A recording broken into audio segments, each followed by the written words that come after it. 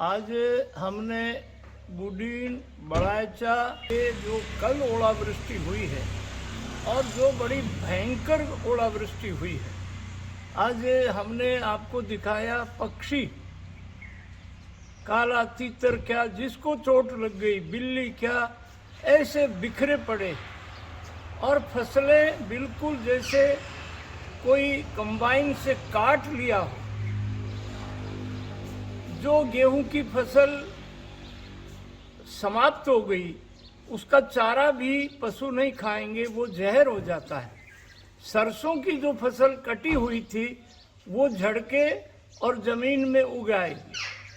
तो माननीय मुख्यमंत्री जी 2, 3, 4 को भिवानी आने वाले हैं। आज रेवेन्यू के लोग भी हमारे साथ थे। हम किसान के साथ में खड़े हैं।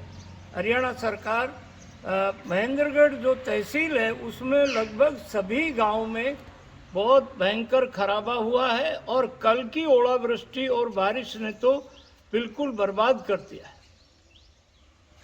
जिला प्रमुख डॉक्टर राकेश कुमार भी पूरा इन गांव में हमारे साथ रहे। गांव के लोगों को खेतों में जाकर के हमने सारा देखा। आज हमने बुडीन बड़ाचा के जो कल ओलावृष्टि हुई है और जो बड़ी भयंकर ओलावृष्टि हुई है, आज हमने आपको दिखाया पक्षी काला तीतर क्या जिसको चोट लग गई, बिल्ली क्या ऐसे बिखरे पड़े और फसलें बिल्कुल जैसे कोई कंबाइन से काट लिया हो। जो गेहूं की फसल समाप्त हो गई, उसका चारा भी पशु नहीं खाएंगे, वो जहर हो जाता है। सरसों की जो फसल कटी हुई थी वो झड़के और जमीन में उग आएगी। तो माननीय मुख्यमंत्री जी 2, 3, 4 को भिवानी आने वाले हैं। आज रेवेन्यू के लोग भी हमारे साथ थे। हम किसान के साथ में खड़े हैं। हरियाणा सरकार महेंद्रगढ़ जो तहसील है उसमें लगभग सभी गांव में बहुत भयंकर खराबा हुआ है और कल की ओलावृष्टि और बारिश ने तो बिल्कुल बर्बाद कर दिया है।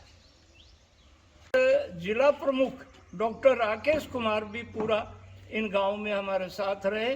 गांव के लोगों को खेतों में जाकर के हमने सारा देखा।